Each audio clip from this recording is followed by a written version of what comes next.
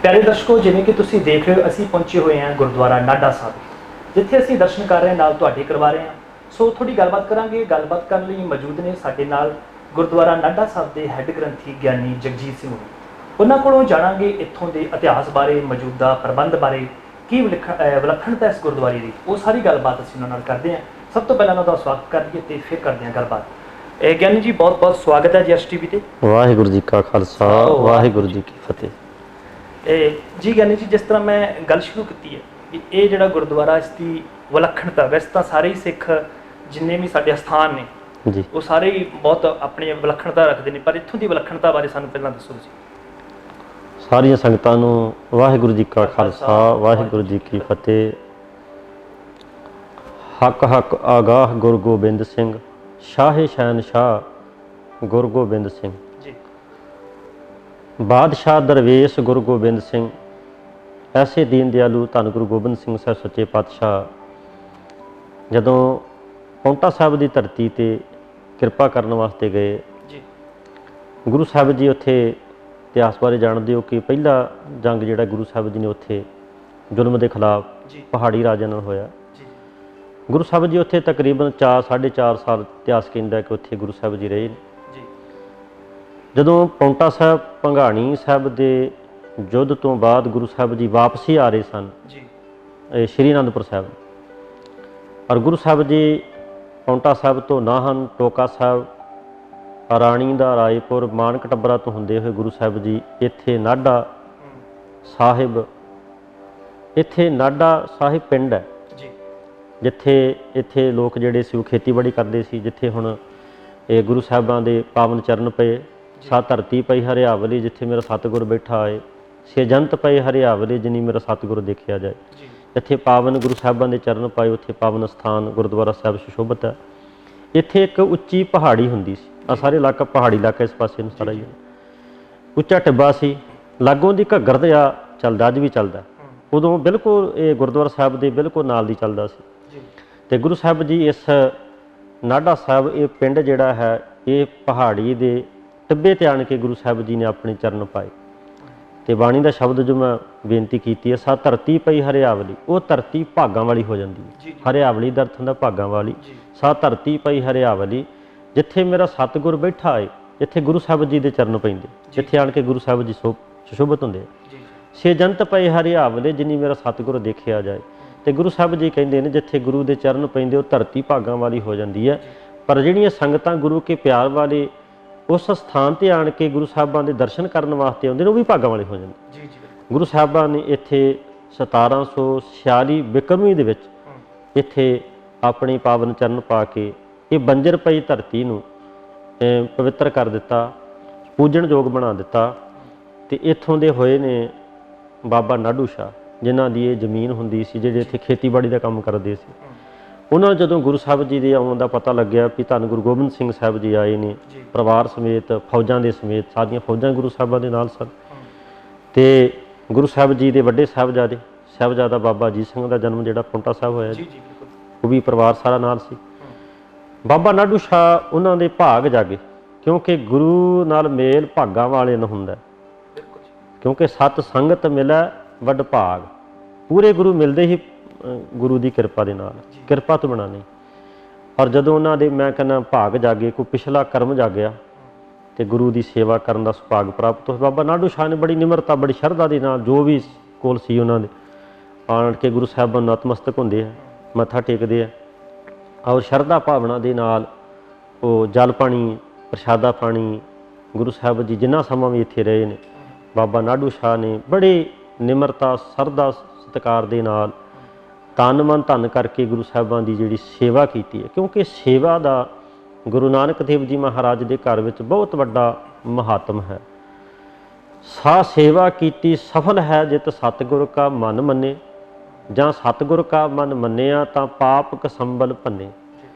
कहते गुरु साहिब जी कहते हैं सेवा वो सफल है जिहड़ी गुरु नूं चंगी लगदी। सा सेवा कीती सफल है जित सतगुर का मन मने, गुरु का मन मने, गुरु साहिब जी प्रसन्न हो जाण, इन्नी भावना शरधा नाल सेवा की जाए। गुरु अमरदास साहिब जी के बचन ने, हसती सिर ज्यों अंकस है, अहरण ज्यों सिर दे, मन तन आग्या राख कै उभी सेव करे, ਇਉਂ ਗੁਰਮੁਖ ਆਪ ਨਿਵਾਰੀਏ ਸਭ ਰਾਜ ਸ੍ਰਿਸ਼ਟ ਘਾਲੇ, ਨਾਨਕ ਗੁਰਮੁਖ ਬੁੱਝੀਐ ਜਾਂ ਆਪੇ ਨਦਰ ਕਰੇ। ਧੰਨ ਗੁਰੂ ਅਮਰਦਾਸ ਸਾਹਿਬ ਜੀ ਸੇਵਾ ਬਾਰੇ ਦੱਸਦੇ ਨੇ ਕਿ ਸੇਵਾ ਕਿੱਦਾਂ ਕੀਤੀ ਜਾਵੇ। ਕਹਿੰਦੇ ਜਿਵੇਂ ਹਾਥੀ ਦੇ ਸਿਰ ਦੇ ਉੱਪਰ ਮੁਹਾਬਤ ਦਾ ਕੁੰਡਾ ਹੁੰਦਾ ਤੇ ਹਾਥੀ ਅਮੋੜ ਜਾਨਵਰ ਫਿਰ ਸਿੱਧਾ ਚੱਲਦਾ, ਇਸੇ ਤਰ੍ਹਾਂ ਹਾਥੀ ਦੇ ਸਿਰ ਤੇ ਜਿਵੇਂ ਮੁਹਾਬਤ ਦਾ ਕੁੰਡਾ ਹੁੰਦਾ। ਤੇ ਦੂਸਰੀ ਉਦਾਹਰਨ ਗੁਰੂ ਸਾਹਿਬ ਜੀ ਦਿੰਦੇ ਨੇ ਲੋਹਾਰ ਦੇ ਵਿਹੜੇ ਵਿੱਚ ਪਈ ਹੋਈ ਐਰਨ, ਜਿਹਦੇ ਤੇ ਅਨੇਕਾਂ ਸ਼ਸਤਰ ਘੜੇ ਜਾਂਦੇ ਨੇ, ਉਹ ਅਡੋਲ ਥੱਲੇ ਟਿਕੀ ਰਹਿੰਦੀ।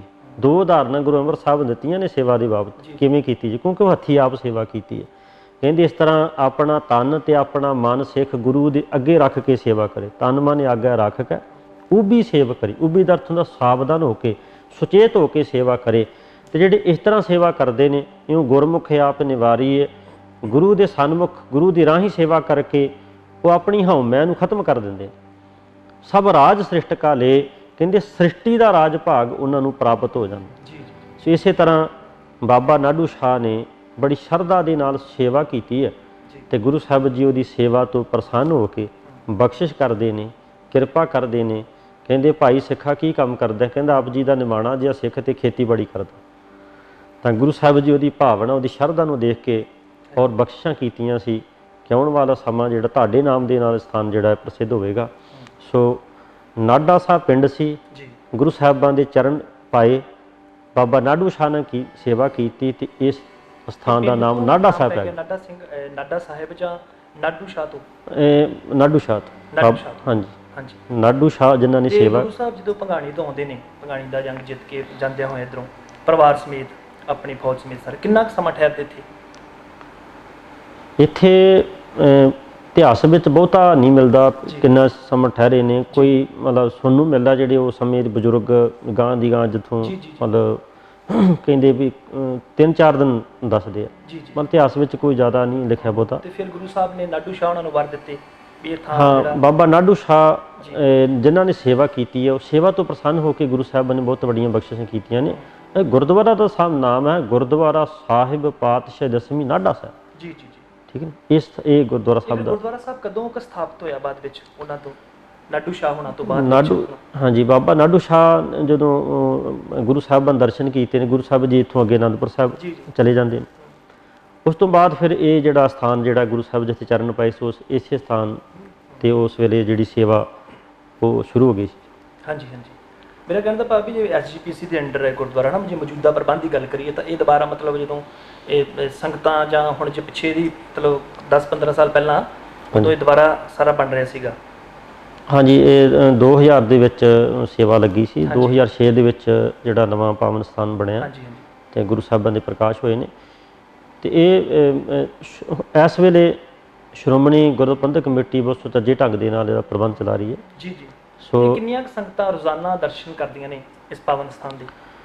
ਇਸ ਸਥਾਨ ਤੇ ਪੂਰਨਮਾਸ਼ੀ ਦੇ ਦਿਹਾੜੇ ਨੂੰ ਲੱਖਾਂ ਸੰਗਤਾਂ ਜਿਹੜੀਆਂ ਨੇ, ਕਿਉਂਕਿ ਚੰਡੀਗੜ੍ਹ, ਪੰਚਕੂਲਾ, ਮੋਹਾਲੀ, ਪੰਜਾਬ, ਹਰਿਆਣਾ, ਹਿਮਾਚਲ, ਦਿੱਲੀ, ਕਈ ਦੇਸ਼ ਦੇ ਕੋਨੇ-ਕੋਨੇ ਤੋਂ, ਵਿਦੇਸ਼ਾਂ ਤੋਂ ਵੀ ਸੰਗਤ ਜਿਹੜੀ ਹੈ ਪੂਰਨਮਾਸ਼ੀ ਦੇ ਦਿਨ ਤੇ ਜੋੜ ਮੇਲਾ ਹੁੰਦਾ। ਸੋ ਲੱਖਾਂ ਸੰਗਤਾਂ ਜਿਹੜੀਆਂ ਨੇ ਉਸ ਦਿਨ ਤੇ ਬੜੀ ਸ਼ਰਧਾ ਭਾਵਨਾ ਦੇ ਨਾਲ ਹਾਜ਼ਰੀ ਭਰ ਕੇ ਗੁਰੂ ਘਰ ਦੀਆਂ ਬਖਸ਼ਿਸ਼ਾਂ ਪ੍ਰਾਪਤ ਕਰਦੇ ਨੇ। ਐਤਵਾਰ ਨੂੰ, ਕਿਉਂਕਿ ਇਹ ਸ਼ਹਿਰੀ ਗੁਰਦੁਆਰਾ ਹੈ ਤੇ ਸ਼ਹਿਰ ਦੀ ਸੰਗਤ ਖਾਸ ਕਰਕੇ ਛੁੱਟੀ ਹੁੰਦੀ ਹੈ ਐਤਵਾਰ ਨੂੰ, ਸੰਡੇ ਨੂੰ, ਤੇ ਐਤਵਾਰ ਨੂੰ ਬਹੁਤ ਸੰਗਤਾਂ ਜਿਹੜੀਆਂ ਨੇ ਲੱਖਾਂ ਦੀ ਗਿਣਤੀ ਵਿੱਚ ਗੁਰੂ ਸਾਹਿਬਾਂ ਦੇ ਦਰਸ਼ਨ ਕਰਦੀਆਂ ਨੇ। ਬਾਕੀ ਰੂਟੀਨ ਦੇ ਵਿੱਚ ਵੀ ਸੰਗਤ ਬਹੁਤ। ਹੋਰ ਸਾਨੂੰ ਦੂਜੇ ਪ੍ਰਬੰਧਾਂ ਬਾਰੇ ਦੱਸੋ, ਜਿਵੇਂ ਲੰਗਰ ਤੋਂ ਜਾਂ ਗੁਰੂ ਸਾਹਿਬ ਦਰਸ਼ਨ ਕਰਨ ਤੋਂ ਇਲਾਵਾ ਹੋਰ ਜਿਵੇਂ ਸਰਾਵਾਂ ਵਗੈਰਾ ਬਣੀਆਂ ਨੇ, ਹੋਰ ਸਾਰਾ ਕੀ ਪ੍ਰਬੰਧ ਚੱਲਦਾ ਇੱਥੋਂ ਦਾ? ਜੀ, ਸ਼੍ਰੋਮਣੀ ਗੁਰਦੁਆਰਾ ਪ੍ਰਬੰਧਕ ਕਮੇਟੀ, ਕਿਉਂਕਿ ਸ਼੍ਰੋਮਣੀ ਗੁਰਦੁਆਰਾ ਸਾਹਿਬ ਦਾ ਜੋ ਪ੍ਰਬੰਧ ਸੰਭਾਲਦੀ ਹੈ ਜੀ, ਤੇ ਮੈਂ ਸਮਝਦਾ ਵੀ ਸ਼੍ਰੋਮਣੀ ਗੁਰਦੁਆਰਾ ਪ੍ਰਬੰਧਕ ਕਮੇਟੀ ਬਹੁਤ ਸੁਚੇਤ ਢੰਗ ਦੇ ਨਾਲ ਗੁਰਦੁਆਰਾ ਸਾਹਿਬ ਦਾ ਪ੍ਰਬੰਧ ਜਿਹੜਾ ਇਹਦੇ ਵਿੱਚ ਕੋਈ ਕਮੀ ਨਹੀਂ। ਠੀਕ ਹੈ ਜੀ, ਮੁਕੰਮਲ ਪ੍ਰਬੰਧ ਨੇ। ਸੋ ਇਸੇ ਤਰ੍ਹਾਂ ਹੀ ਜਿਵੇਂ ਪਾਵਨ ਸਥਾਨ ਤੇ ਸਰਾਂ ਬਣੀ ਹੋਈ ਹੈ ਯਾਤਰੂ ਦਾ ਠਹਿਰਨ ਵਾਸਤੇ। ਸੋ 130 ਕਮਰੇ, ਬਹੁਤ ਸੋਹਣੇ ਕਮਰੇ ਨੇ, AC ਕਮਰੇ ਆ। 8 ਵੱਡੇ ਹਾਲ ਬਣੇ ਹੋਏ ਨੇ ਥੱਲੇ, ਜਿਹਦੇ ਵਿੱਚ ਜੇ ਕੋਈ ਟੂਰ ਆਉਂਦਾ ਤੇ ਉਹ ਉੱਥੇ ਆਪਣਾ ਦੇਸ਼ ਤੋਂ ਸੰਗਤ ਆਉਂਦੀ ਹੋਈ। ਹਾਂ, ਦੇਸ਼ ਵਿਦੇਸ਼ ਤੋਂ ਸੰਗਤਾਂ ਜਿਹੜੀਆਂ ਨੇ, ਕਿਉਂਕਿ ਇਹ ਚੰਡੀਗੜ੍ਹ ਦੇ ਨੇੜੇ ਪੰਚਕੂਲੇ ਦੇ ਵਿੱਚ ਪੈਂਦਾ, ਜਿਹੜੇ ਚੰਡੀਗੜ੍ਹ ਹੈ, ਮੋਹਾਲੀ ਹੈ, ਪੰਚਕੂਲਾ ਸ਼ਹਿਰ ਹੈ।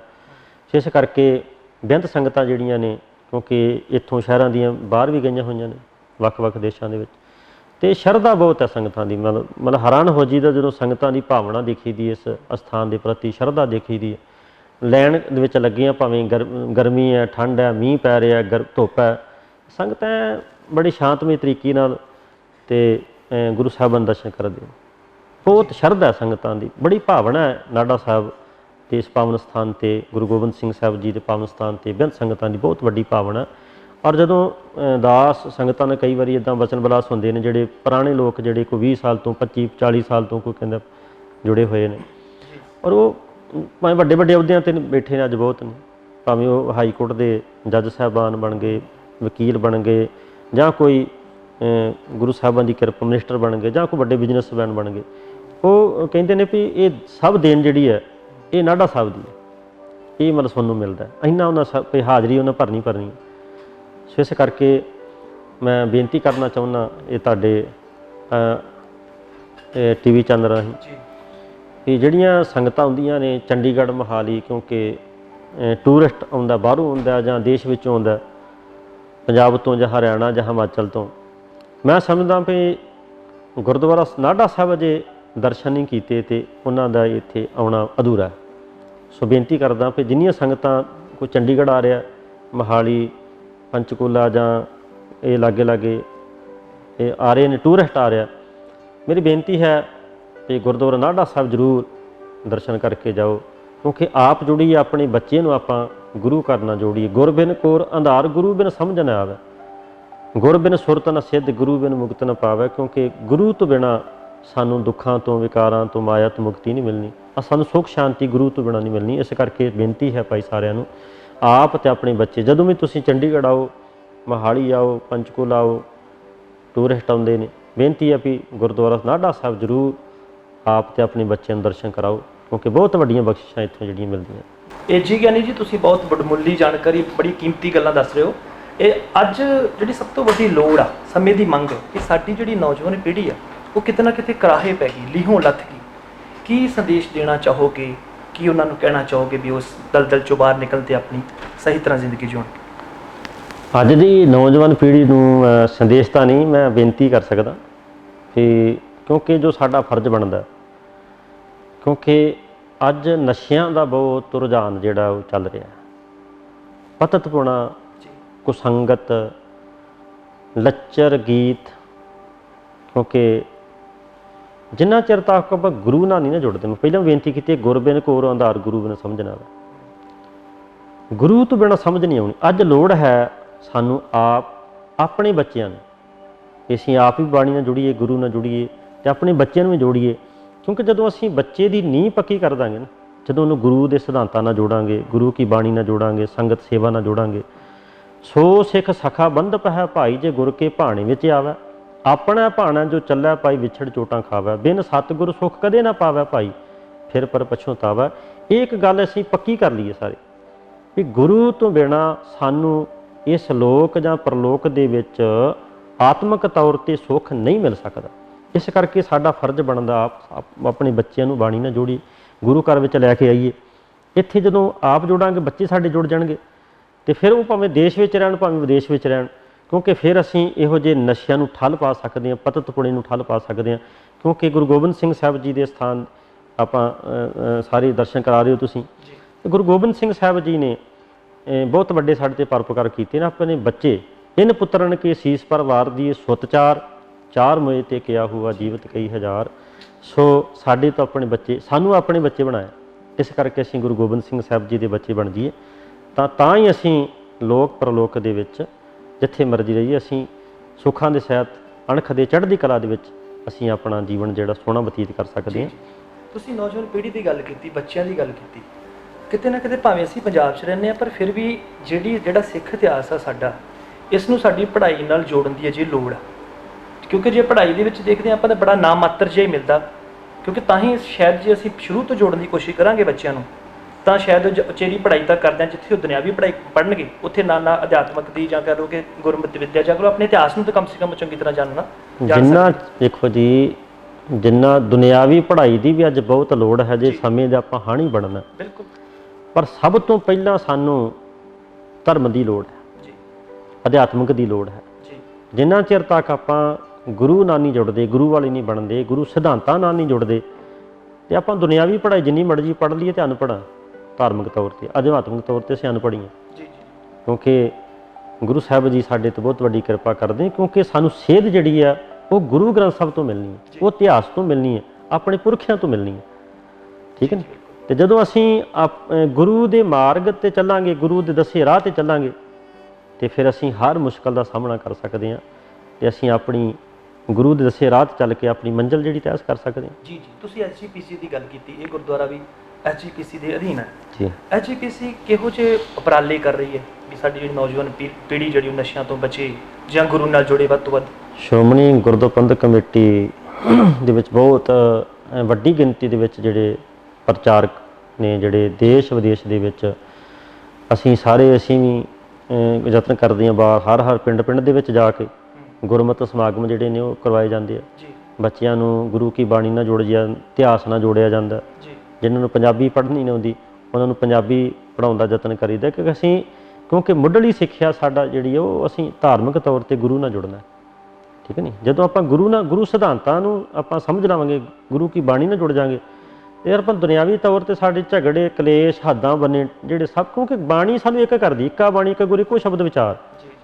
ਬਾਣੀ ਸਾਡੇ ਝਗੜੇ, ਸਾਡੇ ਵਿੱਚ ਪੈ ਚੁੱਕੀਆਂ ਜਿਹੜੀਆਂ ਦੂਰੀਆਂ ਨੇ ਉਹ ਖਤਮ ਕਰਦੀ ਹੈ। ਬਾਣੀ ਨੇ ਸਾਨੂੰ ਇੱਕ ਕਰਨਾ, ਤੇ ਜਦੋਂ ਅਸੀਂ ਬਾਣੀ ਜੁੜਾਂਗੇ ਸਾਡਾ ਰਸਤਾ ਇੱਕ ਹੋ ਜਾਊਗਾ, ਸਾਡਾ ਸੁਭਾਅ ਇੱਕ ਹੋ ਜਾਊਗਾ, ਸਾਡੇ ਝਗੜੇ ਵੱਖ ਵੜੇਵੇਂ ਜਿਹੜੇ ਨੇ ਉਹ ਸਾਰੇ ਖਤਮ ਹੋ ਜਾਣੇ, ਹੱਦਾਂ ਬੰਨੇ ਜਿਹੜੇ ਖਤਮ ਹੋ ਜਾਣੇ। ਬਿਲਕੁਲ। ਅੱਜ ਲੋੜ ਹੈ ਗੁਰੂ ਗ੍ਰੰਥ ਸਾਹਿਬ ਦੀ ਬਾਣੀ ਨਾਲ ਜੁੜਨ ਦੀ।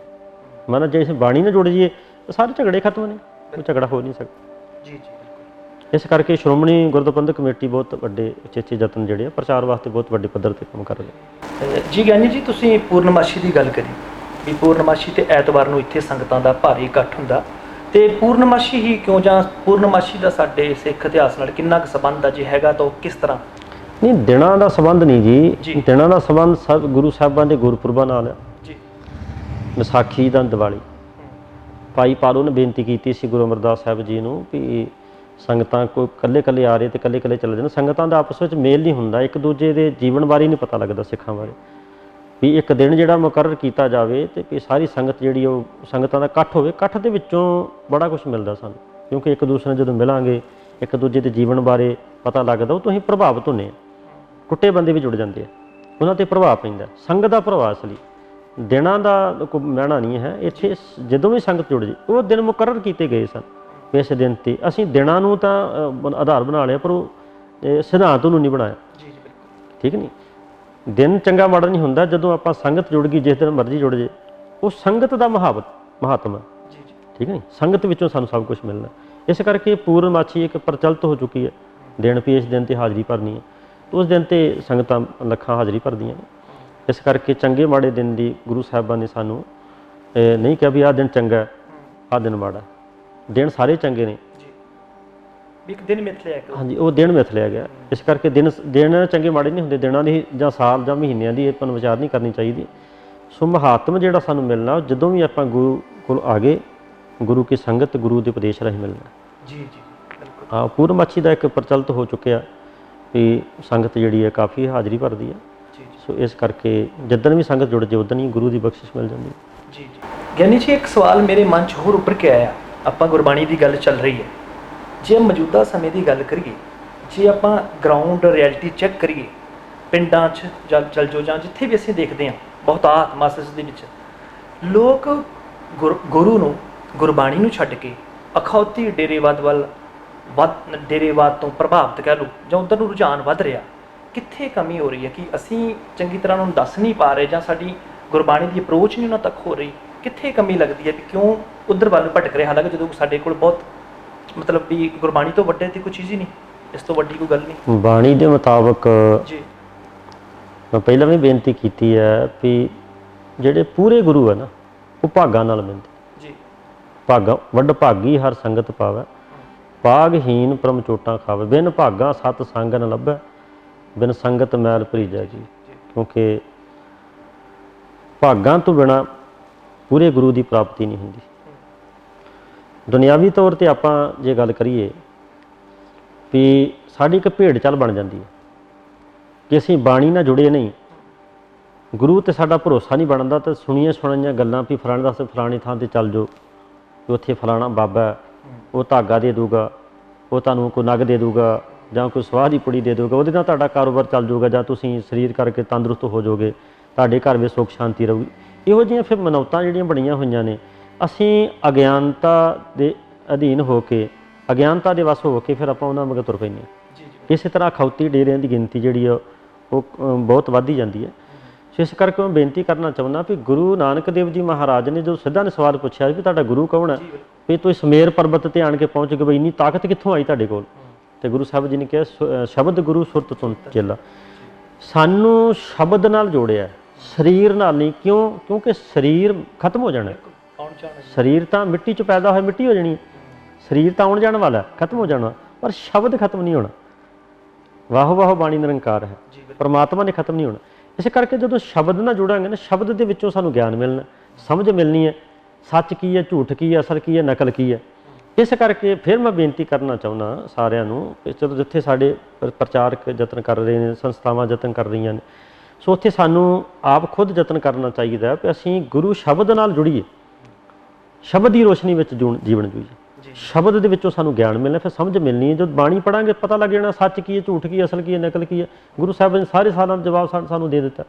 ਇਹੀ ਕਾਰਨ ਹੈ, ਕਈ ਤਾਂ ਉਹ ਲੋਕ ਨੇ ਜਿਨ੍ਹਾਂ ਦੇ ਕਰਮ ਮਾੜੇ ਨੇ ਕਿ ਉਹਨਾਂ ਨੂੰ ਪੂਰਾ ਗੁਰੂ ਹੀ ਨਹੀਂ ਮਿਲਦਾ, ਉਹ ਵਿੱਚ ਅਧੂਰਿਆਂ ਦੇ ਪਿੱਛੇ ਭਟਕਦੇ ਫਿਰਦੇ ਨੇ, ਸੁੱਖ ਸ਼ਾਂਤੀ ਨਹੀਂ ਮਿਲਦੀ। ਤਾਂ ਕਈ ਸੁਣੀਆਂ ਸੁਣਾਈਆਂ ਗੱਲਾਂ। ਇਸ ਕਰਕੇ ਮੈਂ ਬੇਨਤੀ ਕਰਨਾ ਚਾਹੁੰਦਾ ਵੀ ਆਪਾਂ ਗੁਰੂ ਗ੍ਰੰਥ ਸਾਹਿਬ ਸੱਚੇ ਪਾਤਸ਼ਾਹ ਦੇ ਚਰਨਾਂ ਵਿੱਚ ਅਰਦਾਸ ਕਰ ਸਕਦੇ ਹਾਂ, ਬੇਨਤੀ ਕਰੀਏ ਸੱਚੇ ਪਾਤਸ਼ਾਹ ਕਿਰਪਾ ਕਰੋ, ਸਾਨੂੰ ਨਾਮ ਬਾਣੀ ਸੇਵਾ ਸਿਮਰਨ ਦੀ ਦਾਤ ਬਖਸ਼ੋ, ਸਾਨੂੰ ਸ਼ਬਦ ਦੀ ਦਾਤ ਬਖਸ਼ੋ, ਸਾਨੂੰ ਨਾਮ ਦੀ ਦਾਤ ਬਖਸ਼ੋ। ਗੱਲ ਗਿਆਨੀ ਜੀ ਡੇਰਾਵਾਦ ਦੀ ਚੱਲੀ ਹੈ, ਇਹ ਬੇਸ਼ੱਕ ਉਹ ਲੋਕ ਵੀ ਜ਼ਿੰਮੇਵਾਰ ਨੇ ਜਿਹੜੇ ਲੋਕਾਂ ਨੂੰ ਭਟਕਾ ਰਹੇ ਨੇ, ਪਰ ਕਿਤੇ ਨਾ ਕਿਤੇ ਸ਼ਾਇਦ ਤੁਸੀਂ ਮੇਰੇ ਸਵਾਲ ਨਾਲ ਸਹਿਮਤ ਨਾ ਹੋ ਵੀ ਸਾਡੇ 'ਚ ਵੀ ਕਿਤੇ ਨਾ ਕਿਤੇ ਕਮੀ ਹੈ। ਜੇ ਪਿੰਡਾਂ ਦੇ ਲੈਵਲ ਦੇਖ ਲਈਏ, ਸਿੰਨੇ ਗੁਰਦੁਆਰੇ ਬਣਾਦੇ ਨੇ, ਜਾਤ ਬਰਾਦਰੀਆਂ ਦੇ ਨਾਮ ਦੇਖੋ, ਇਹ ਕਾਰਨ ਕਿਤੇ ਉਹ ਇੱਕ ਮੁੱਠਤਾ ਦੀ ਲੋੜ, ਕਾਰਨ ਕਈ ਨੇ। ਦੁਨਿਆਵੀ ਤੌਰ ਤੇ ਆਪਾਂ ਧੜਿਆਂ 'ਚ ਵੰਡੇ ਹੋਏ ਆ, ਆਪਾਂ ਪਾਰਟੀਆਂ 'ਚ ਵੰਡੇ ਹੋਏ ਆ, ਠੀਕ ਹੈ ਨਹੀਂ? ਉਹ ਵੀ ਕਾਰਨ ਨੇ ਜਿਹੜੇ ਕਈ ਪੰਥ ਵਿਰੋਧੀ ਤਾਕਤਾਂ ਨੇ, ਪੰਥ ਵਿਰੋਧੀ ਤਾਕਤਾਂ ਨੇ ਜਿਹੜੀਆਂ ਉਹ ਯਤਨ ਕਰਦੀਆਂ ਨੇ ਵੀ ਇਹ ਸਾਨੂੰ ਸਿੱਖਾਂ ਨੂੰ ਵੱਖ-ਵੱਖ ਕਰਨ ਦੀਆਂ ਜਾਂ ਬਹੁਤ ਲੋਕਾਂ ਨੂੰ ਧਰਮ ਦੇ ਨਾਲ ਤੋੜਨ ਦਾ ਯਤਨ ਕਰਦੀਆਂ ਨੇ।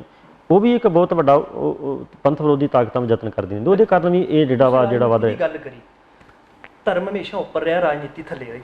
ਹਾਲਾਂਕਿ ਰਾਜਨੀਤੀ ਸੇਧ ਲੈਂਦੀ ਰਹੀ ਧਰਮ ਤੋਂ, ਪਰ ਅੱਜ ਐ ਨਹੀਂ ਲੱਗਦਾ ਵੀ ਰਾਜਨੀਤੀ ਭਾਰੀ ਹੋਈ ਜਾ ਰਹੀ ਕਿਤੇ ਨਾ ਕਿਤੇ ਧਰਮ ਨੂੰ?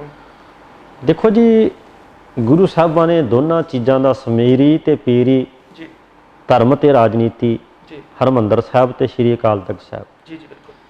ਕਿਉਂਕਿ ਗੁਰੂ ਸਾਹਿਬ ਜੀ ਨੇ ਸਾਨੂੰ ਬਹੁਤ ਵੱਡੇ ਰੁਤਬੇ ਬਖਸ਼ਿਸ਼ ਕੀਤੇ ਹੈ।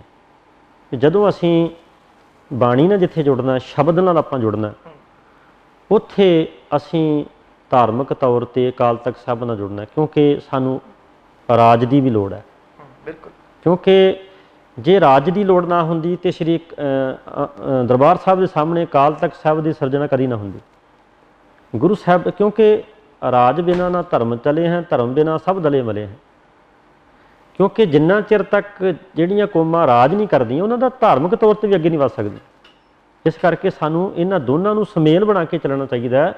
ਤੇ ਧਰਮ ਦੇ ਜਿਹੜੀ ਰਾਜਨੀਤੀ ਆਪਾਂ ਕਰਨੀ, ਉਹ ਧਰਮ ਵਾਸਤੇ ਕਰਨੀ ਹੈ, ਆਪਣੇ ਵਾਸਤੇ ਨਹੀਂ। ਜਦੋਂ ਆਪਣੇ ਵਾਸਤੇ ਹੀ ਰਾਜਨੀਤੀ ਕਰਾਂਗੇ, ਆਪਣੀ ਕੁਰਸੀ ਵਾਸਤੇ ਕਰਾਂਗੇ, ਤਾਂ ਫਿਰ ਉਹ ਸਾਰੇ ਕੰਮ ਖਰਾਬ ਹੋ ਜਾਊਗਾ, ਠੀਕ ਹੈ ਨਹੀਂ? ਅਸੀਂ ਰਾਜਨੀਤੀ ਜਿਹੜੀ ਕਰਨੀ ਹੈ ਧਰਮ ਦੇ ਵਾਸਤੇ ਕਰਨੀ ਹੈ ਵੀ ਸਾਡਾ ਜਿਹੜਾ ਗੁਰੂ ਨਾਨਕ ਦੇਵ ਜੀ ਮਹਾਰਾਜ ਦਾ ਫਲਸਫਾ ਹੈ, ਇਹ ਦੁਨੀਆ ਤੱਕ ਪਹੁੰਚੇ, ਦੁਨੀਆ ਤੱਕ ਪਹੁੰਚਾਉਣਾ ਉਸ ਰਾਜ ਦੀ ਰਾਹੀਂ। ਆਪਣੀ ਤਾਕਤ, ਜੇ ਤੁਹਾਡੇ ਕੋਲ ਰਾਜ ਹੋਵੇਗਾ, ਤਾਕਤ ਹੋਵੇਗੀ। ਅੱਜ ਦੇਖੋ ਸਾਡੇ ਬੜੇ ਮਸਲੇ ਨੇ ਕਿ ਆਪਾਂ ਜਦੋਂ ਵਿਦੇਸ਼ ਦੇ ਵਿੱਚ ਜਾਂਦੇ ਹਾਂ, ਏਅਰਪੋਰਟ ਤੇ ਸਾਡੀ ਜਿਹੜਾ ਧਾਰਮਿਕ ਚਿੰਨ੍ਹ ਲਵਾਇਆ ਜਾਂਦਾ, ਇਹਦਾ ਕੀ ਕਾਰਨ ਹੈ? ਕਿਉਂਕਿ ਸਾਡੇ ਕੋਲ ਰਾਜ ਨਹੀਂ ਹੈ।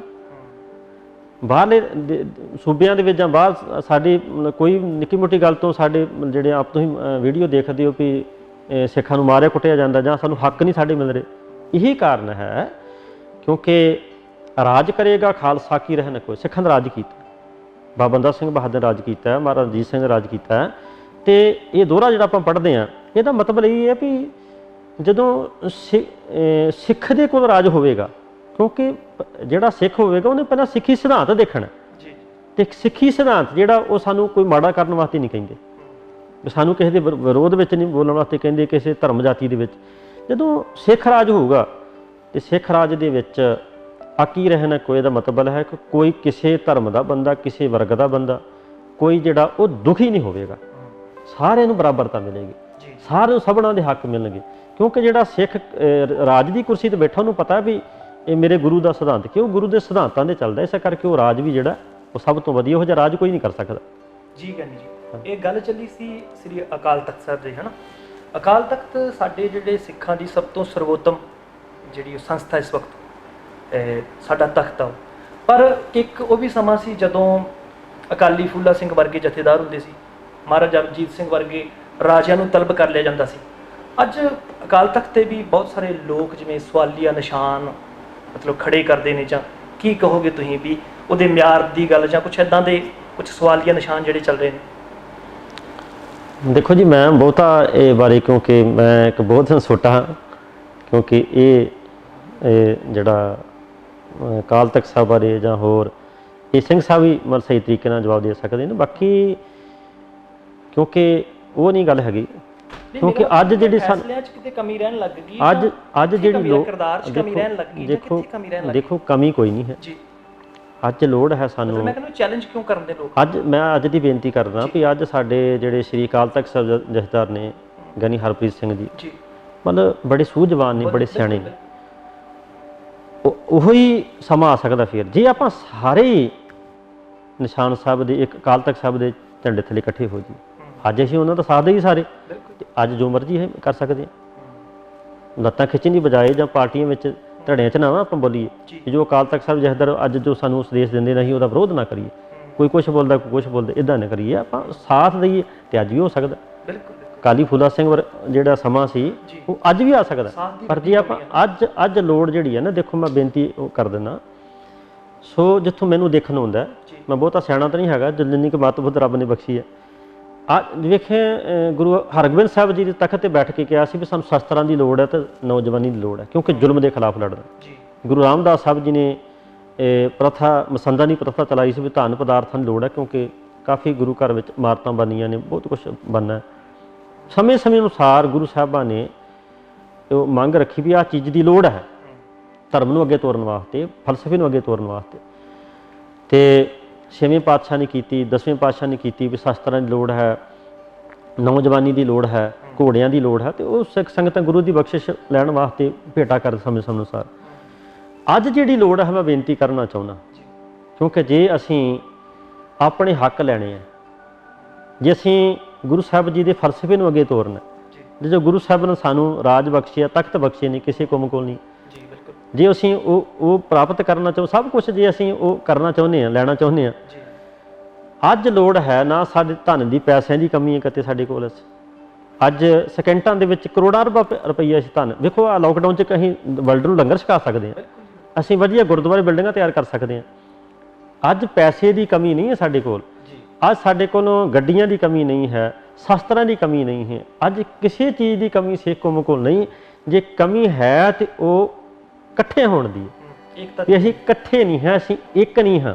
ਅੱਜ ਜੇ ਅਸੀਂ ਸਾਰੇ ਹੀ ਅਕਾਲ ਤਖਤ ਸਾਹਿਬ ਦੇ ਇੱਕ ਨਿਸ਼ਾਨ ਸਾਹਿਬ ਥੱਲੇ ਇਕੱਠੇ ਹੋ ਜਾਈਏ ਤੇ ਸਿੰਘ ਸਾਹਿਬ ਜੀ ਦਾ ਅਸੀਂ ਸਾਥ ਦਈਏ, ਤੇ ਅੱਜ ਵੀ ਉਹ ਦਿਨ ਆ ਸਕਦੇ ਨੇ, ਬਹੁਤੀ ਦੂਰ ਨਹੀਂ ਹੈ। ਤੇ ਗੁਰੂ ਸਾਹਿਬ ਜੀ ਅੱਗੇ ਮੈਂ ਅਰਦਾਸ ਕਰਦਾ ਵੀ ਗੁਰੂ ਸਾਹਿਬ ਜੀ ਕਿਰਪਾ ਕਰਨ, ਸਾਨੂੰ ਸਾਰਿਆਂ ਨੂੰ ਸਮੱਤ ਬਖਸ਼ਣ। ਤੁਸੀਂ ਬਹੁਤ ਵਧੀਆ ਸਵਾਲ ਕੀਤਾ, ਸੋ ਤੁਹਾਡੇ ਚੱਲ ਰਹੀ ਮੈਂ ਕਹਿਣਾ ਚਾਹੁੰਦਾ ਵੀ ਅੱਜ ਲੋੜ ਜਿਹੜੀ ਹੈ ਉਹ ਸਾਨੂੰ ਇਕੱਠੇ ਹੋਣ ਦੀ ਹੈ, ਏਕਤਾ ਦੀ ਲੋੜ ਹੈ। ਜੇ ਅੱਜ ਅਸੀਂ ਇੱਕ ਹੋ ਜੀ, ਕਿਉਂਕਿ ਬੜੀਆਂ ਪੰਥ ਵਿਰੋਧੀ ਤਾਕਤਾਂ ਨੇ ਜਿਹੜੇ ਸਾਨੂੰ ਗੁੰਮਰਾਹ ਕਰ ਰਹੀਆਂ ਨੇ। ਸੋ ਕੋਈ ਕਹਿ ਰਿਹਾ ਵੀ 10ਵੇਂ ਪਾਤਸ਼ਾਹ 10ਵੀਂ ਬਾਣੀ ਦਾ ਵਿਰੋਧ ਕਈ ਕਰ ਰਹੇ ਨੇ, ਜਾਂ ਕਈ ਇਹੋ ਜਿਹੇ ਮਸਲੇ ਜਿਹੜੇ ਨੇ ਉਹ ਪੰਥ ਵਿਰੋਧੀ ਤਾਕਤਾਂ ਵੱਲੋਂ ਉਠਾਏ ਜਾਂਦੇ ਨੇ। ਉਹ ਜਾਣ ਬੁੱਝ ਕੇ ਉਠਾਏ ਜਾਂਦੇ ਵੀ ਇਹ ਸਿੱਖ ਕਦੀ ਵੀ ਇਕੱਠੇ ਨਾ ਹੋਣ। ਜਦੋਂ ਇਹ ਇਕੱਠੇ ਹੋ ਗਏ, ਇਹ ਕੁਛ ਵੀ ਮਤਲਬ ਜਿੱਦਣ ਤੁਰ ਪੈਣਗੇ ਉੱਧਰ ਇਹਨਾਂ ਦੀ ਕਦੇ ਹਾਰ ਨਹੀਂ ਹੋ ਸਕਦੀ, ਕਿਉਂਕਿ ਗੁਰੂ ਸਾਹਿਬਾਂ ਦੀ ਬਹੁਤ ਵੱਡੀ ਬਖਸ਼ਿਸ਼ ਹੈ। ਤੇ ਸਿੱਖ ਕਦੀ ਵੀ ਕਿਸੇ ਦਾ ਵਿਰੋਧ ਨਹੀਂ ਕਰਦਾ, ਕਿਸੇ ਦਾ ਮਾੜਾ ਨਹੀਂ ਕਰਦਾ, ਕਿਸੇ ਦੇ ਧਰਮ ਦੇ ਖਿਲਾਫ ਨਹੀਂ ਬੋਲਦਾ, ਕਿਸੇ ਜਾਤ ਪਾਤ ਦੇ ਖਿਲਾਫ ਨਹੀਂ ਬੋਲਦਾ। ਉਹ ਤਾਂ ਸਾਰੇ ਇਨਸਾਨ ਸਮਝ ਕੇ ਸਾਰਿਆਂ ਦੀ ਸੇਵਾ ਕਰਨੀ ਚਾਹੁੰਦਾ। ਸੋ ਬਹੁਤ ਵਧੀਆ ਤੁਸੀਂ ਸਵਾਲ ਕੀਤਾ, ਅੱਜ ਇੱਕ ਹੋਣ ਦੀ ਲੋੜ ਹੈ ਤੇ ਗੁਰੂ ਸਾਹਿਬ ਜੀ ਕਿਰਪਾ ਕਰਨ, ਅਸੀਂ ਇੱਕ ਹੋਈਏ ਤੇ ਸਾਡੇ ਸਾਰੇ ਹੱਕ ਜਿਹੜੇ ਨੇ ਮਿਲ ਸਕਦੇ ਨੇ, ਅਸੀਂ ਚੜ੍ਹਦੀ ਕਲਾ 'ਚ ਰਹਿ ਸਕਦੇ ਹਾਂ। ਗੁਰੂ ਨਾਨਕ ਦੇਵ ਜੀ ਮਹਾਰਾਜ ਦੇ ਫਲਸਫੇ ਨੂੰ ਆਪਾਂ ਦੁਨੀਆ ਤੱਕ ਪਹੁੰਚਾ ਸਕਦੇ ਹਾਂ, ਗੁਰੂ ਗ੍ਰੰਥ ਸਾਹਿਬ ਦੇ ਸਿਧਾਂਤ ਨੂੰ ਆਪਾਂ ਦੁਨੀਆ ਤੱਕ ਲੈ ਜਾ ਸਕਦੇ ਹਾਂ।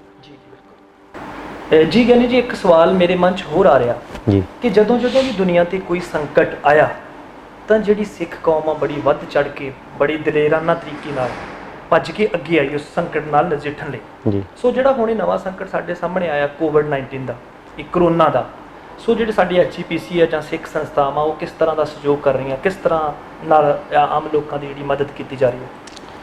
ਇਹ ਜਿਹੜੀ ਮਹਾਮਾਰੀ ਫੈਲੀ ਹੈ ਜੀ ਕਿਉਂਕਿ ਸਮੇਂ ਅਨੁਸਾਰ ਗੁਰੂ ਸਾਹਿਬਾਂ ਦੇ ਇਤਿਹਾਸ ਦੀ ਆਪਾਂ ਗੱਲ ਕਰੀਏ, ਗੁਰੂ ਸਾਹਿਬਾਂ ਦੇ ਸਮੇਂ ਵੀ ਜਦੋਂ ਵੀ ਔਖਾ ਸਮਾਂ ਆਇਆ, ਕਿਸੇ ਵੀ ਦੇਸ਼ ਵਿੱਚ ਆਇਆ ਜਾਂ ਕਿਸੇ ਕੌਮ ਤੇ ਆਇਆ, ਜੀ ਤੇ ਗੁਰੂ ਸਾਹਿਬਾਂ ਦੇ ਸਮੇਂ ਵੀ, ਉਸ ਤੋਂ ਬਾਅਦ ਵੀ ਸਮੇਂ ਅਨੁਸਾਰ ਸਿੱਖਾਂ ਨੇ ਔਰ ਜ਼ੁਲਮ ਦੇ ਖਿਲਾਫ ਹੀ ਲੜੇ ਨੇ, ਵੱਖ-ਵੱਖ ਬਿਮਾਰੀਆਂ ਦੇ ਖਿਲਾਫ ਵੀ ਲੜੇ ਆ। ਜਦੋਂ ਵੀ ਕਿਸੇ ਤੇ ਕੋਈ ਸੰਕਟ ਆਇਆ ਤੇ ਸਿੱਖ ਕੌਮ ਨੇ ਅੱਗੇ ਹੋ ਕਰਕੇ ਉਹ ਸੰਕਟ ਨੂੰ ਖਤਮ ਕੀਤਾ। ਉਸੇ ਤਰ੍ਹਾਂ ਹੀ ਅੱਜ ਦੀ ਜੇ ਆਪਾਂ ਗੱਲ ਕਰੀਏ, ਅੱਜ ਤੇ ਵਰਲਡ ਦੇ ਵਿੱਚ ਇਹ ਮਹਾਮਾਰੀ ਫੈਲੀ ਹੈ ਤੇ ਸਿੱਖ ਦੀ ਗਿਣਤੀ ਬਹੁਤ ਘੱਟ ਹੈ, ਪਰ ਦੇਖੋ ਸਿਧਾਂਤ ਬਹੁਤ ਵੱਡੇ ਹੈ। ਗੁਰੂ ਨਾਨਕ ਦੇਵ ਜੀ ਮਹਾਰਾਜ ਦਾ ਸਿਧਾਂਤ ਹੀ ਇਹ ਸੀ, ਗੁਰੂ ਗੋਬਿੰਦ ਸਿੰਘ ਸਾਹਿਬ ਜੀ ਦਾ, ਵੀ ਜੋ ਪਹਿਲਾਂ ਬੇਨਤੀ ਕੀਤੀ ਹੈ, ਰਾਜ ਕਰੇਗਾ ਖਾਲਸਾ ਕੀ ਰਹਿ ਨਾ ਕੋਈ, ਵੀ ਖਾਲਸੇ ਦੇ ਰਾਜ ਵਿੱਚ ਕੋਈ ਬੰਦਾ ਦੁਖੀ ਨਹੀਂ ਰਹਿ ਸਕਦਾ, ਕੋਈ ਵੀ ਕਿਸੇ ਵਰਗ ਦਾ ਹੋਵੇ, ਕਿਸੇ ਦੇਸ਼ ਦਾ ਹੋਵੇ, ਕਿਉਂਕਿ ਇਨਸਾਨੀਅਤ ਦੇ ਤੌਰ ਤੇ ਸਿੱਖ ਜਿਹੜਾ ਹੈ ਉਹਦੀ ਮਦਦ ਕਰਦਾ। ਤਾਂ ਇਸ ਵੇਲੇ ਸਿੱਖ ਕੌਮ ਨੇ ਵਰਲਡ ਦੇ ਵਿੱਚ ਵੀ ਜਦੋਂ ਲੋਕਡਾਊਨ ਹੋ ਗਿਆ, ਲੋੜਵੰਦ ਲੋਕ ਜਿਹੜੇ ਦਿਹਾੜੀ ਕਰਦੇ ਸੀ, ਜਿਹੜੇ ਸਵੇਰੇ ਦਿਹਾੜੀ ਕਰਨ ਤੇ ਰਾਤ ਨੂੰ ਉਹਨਾਂ ਦੇ ਘਰ ਰੋਟੀ ਪੱਕਣੀ, ਉਹ ਜਿਹੇ ਬਹੁਤ ਲੋਕ ਸੀ, ਸਾਰੇ ਦੇਸ਼ਾਂ ਵਿੱਚ ਹੈਗੇ। ਤੇ ਸਿੱਖ ਕੌਮ ਨੇ ਦੇਖਿਆ ਵੀ ਅੰਦਰ ਬਹਿ ਕੇ ਗੱਲ ਨਹੀਂ ਬਣਨੀ, ਭਾਵੇਂ ਸਭ ਦੁਨੀਆ ਡਰ ਗਈ ਸੀ ਵੀ ਆਪਣੇ ਦਰਵਾਜ਼ੇ ਬੰਦ ਕਰਕੇ, ਮੂੰਹ ਬੰਦ ਕਰਕੇ ਅੰਦਰ ਬਹਿ ਗਏ ਸੀ, ਪਰ ਸਿੱਖ ਸਿਧਾਂਤਾਂ ਦੇ ਚੱਲਦਾ। ਉਹਨੇ ਕਿਹਾ ਵੀ ਮੇਰੇ ਗੁਰੂ ਦਾ ਸਿਧਾਂਤ ਨਹੀਂ ਵੀ ਅੰਦਰ ਵੜ ਕੇ ਬੈਠਾ ਵੀ ਲੋਕ ਵਿਲਕਦੇ ਭੁੱਖੇ ਰਹਿਣ। ਗੁਰੂ ਨਾਨਕ ਦੇਵ ਜੀ ਮਹਾਰਾਜ ਨੇ ਲੰਗਰਾਂ ਦੀ ਜਿਹੜੀ ਪ੍ਰਥਾ ਚਲਾਈ ਸੀ, ਇਸੇ ਕਰਕੇ ਚਲਾਈ ਸੀ। ਸਿੱਖਾਂ ਨੇ ਇਹ ਮਹਾਮਾਰੀ ਤੋਂ ਡਰੇ ਨਹੀਂ, ਇਸ ਬਿਮਾਰੀ ਤੋਂ ਡਰੇ ਨਹੀਂ, ਕਿਉਂਕਿ ਪਹਿਲਾਂ ਮਰਨ ਕਬੂਲ ਜੀਵਨ ਕੀ ਛੱਡੇ ਆਸ। ਇਹ ਤੇ ਗੁਰੂ ਦਾ ਸਿਧਾਂਤ ਆ ਵੀ ਜਦੋਂ ਗੁਰੂ ਨੇ ਲੈ ਜਾਣਾ ਸਰੀਰ ਕਰਕੇ ਤਾਂ ਆਪਾਂ ਮਰਨਾ ਹੀ ਹੈ। ਤਾਂ ਉਹ ਤੇ ਇੱਕ ਦਿਨ ਸਮਾਂ ਜਦੋਂ ਆਉਣਾ, ਉਹ ਟਲਣਾ ਨਹੀਂ ਹੈ। ਤੇ ਸਾਡੇ ਜੋ ਫਰਜ਼ ਬਣਦੇ ਨੇ ਵੀ ਲੋੜਵੰਦ ਦੀ ਮਦਦ ਕਰਨ, ਲੰਗਰ ਛਕਾਉਣੇ, ਜਾਂ ਉਹਨੂੰ ਦਵਾਈਆਂ ਦੀ ਜਾਂ ਜਿਹਦੀ ਵੀ ਚੀਜ਼ ਦੀ ਲੋੜ ਪਈ, ਤੇ ਸਿੱਖਾਂ ਨੇ ਦੇਸ਼ ਵਿਦੇਸ਼ ਦੇ ਵਿੱਚ ਅੱਗੇ ਹੋ ਕਰਕੇ ਸੰਸਥਾਵਾਂ ਨੇ, ਤਾਂ ਸ਼੍ਰੋਮਣੀ ਗੁਰਦੁਆਰਾ ਪ੍ਰਬੰਧਕ ਕਮੇਟੀ ਨੇ ਇਹ ਸਭ ਤੋਂ ਪਹਿਲਾਂ ਜਾ ਕੇ ਲੰਗਰਾਂ ਦੀ ਲੋੜ ਹੀ ਤਾਂ ਲੰਗਰ ਛਕਾਏ ਆ।